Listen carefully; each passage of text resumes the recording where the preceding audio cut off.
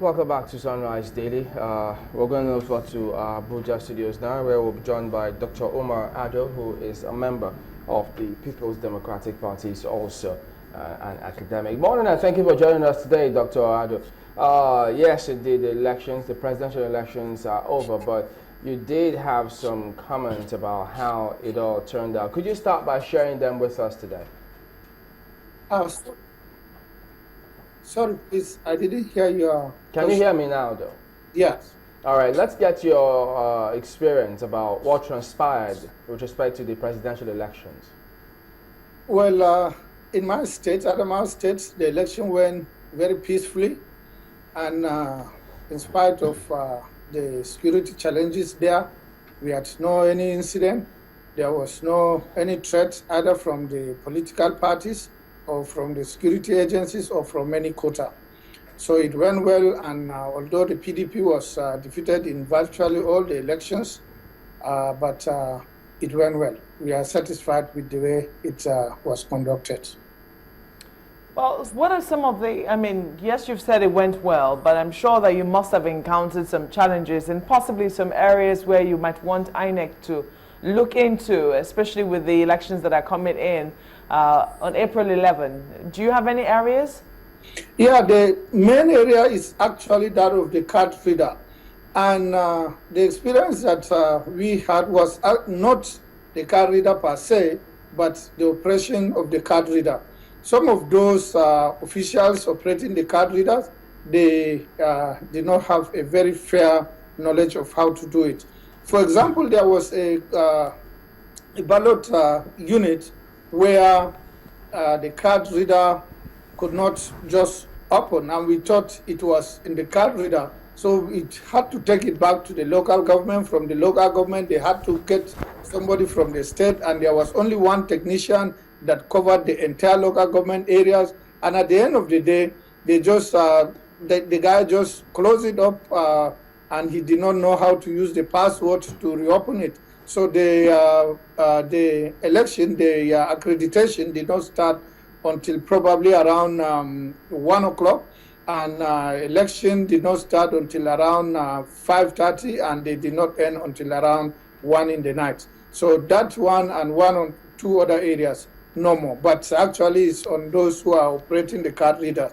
So I believe if the operators are trained a little bit more and you get smart guys, we will not have this problem again.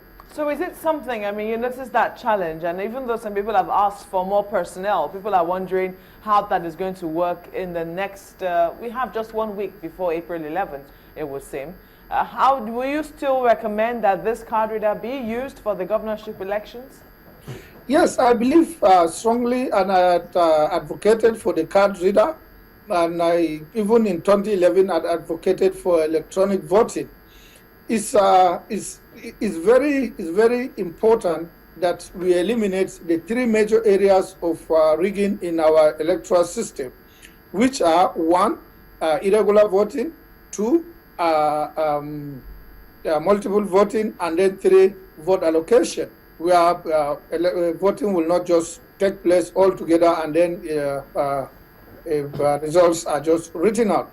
With card reader, with electronic voting, I believe this will be impossible, and this is very important in giving us a more credible election in the future. But I want to commend the National Electoral Commission for the innovation. I want to commend them for the perseverance and for what they have done for the country. There are more fundamental areas that apart from the election is just the first process in credible election. That is the voting.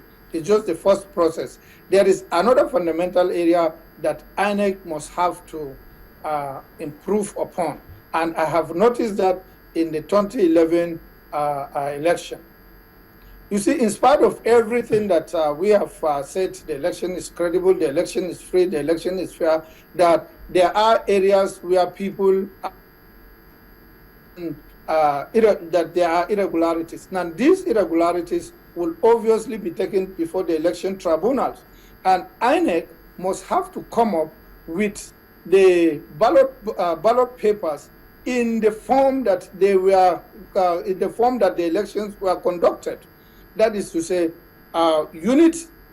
each unit, then wards, then local government, state, and then national at the collection center. So that if, for example, I go to the tribunal, I expect INEC to bring to me in the tribunal the entire ballot papers of that unit, arranged unit by unit, so that it will be easy for us, since it is biometric, it will be easy for us to get the ballot papers through the scanners so as to ascertain the elections, the authenticity of the voters. If I don't agree, if I say that this ballot box, there was no election there, they just allocated votes. So INEC must have to produce the ballot papers that will correlate with the number, with the result there. And then on the ballot paper, we will have the thumbprint. And then we subject the thumbprint to the scanner to determine whether it is the guy who voted was the one is on the ballot paper, whether there is multiple voting, whether there is irregular voting, whether there is no voting at all. So this is another fundamental issue that INEC must have to brace itself up to ensure that it is done. It has done well in the first leg. We expect INEC to also do well in the second leg, because for sure there's going to be election tribunal. People are going to face. People are going to the tribunals. Well, I do know that.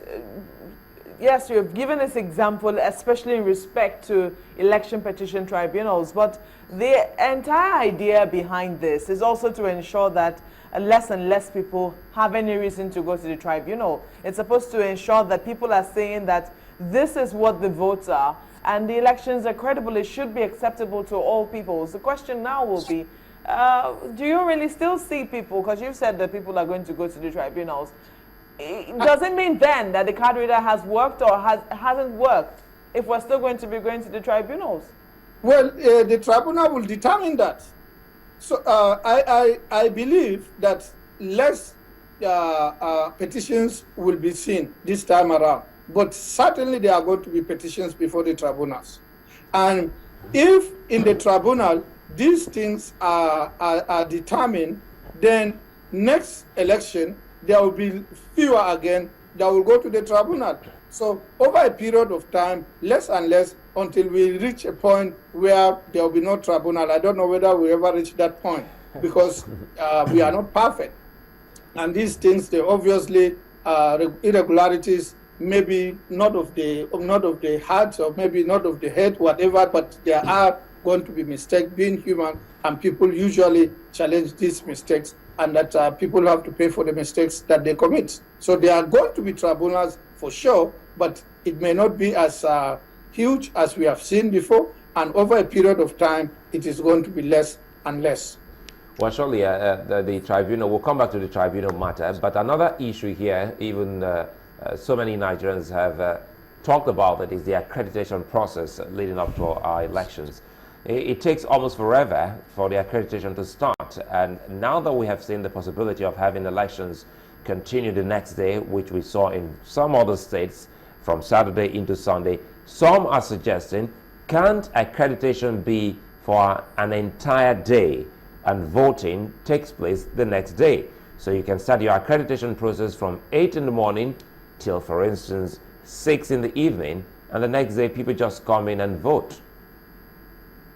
Well, they may, but still, it also has its own threats, because there can be allegations that those that were accredited the previous day were not those that we are given, were voted the next day, that the accredited papers may have been changed.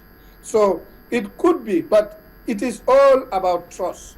It is all about those who are given the responsibility to conduct the elections are being trusted, they are trustworthy, they do these things in accordance to the law, and with the fear of God and patriotism in their hearts. So it is all about trust. And in many areas, elections did not start early, not because of the card readers, but because logistics problems made it that INEC officers did not arrive in good time. And even where they arrive, like for example, in the ward center, where they now distribute the election materials to the various ballot units, before they sort these things out, took a lot of time. And so before they go to the unit center, it is 10, 11 or so. So if INEC can put its house in order, ensure that by 6 o'clock,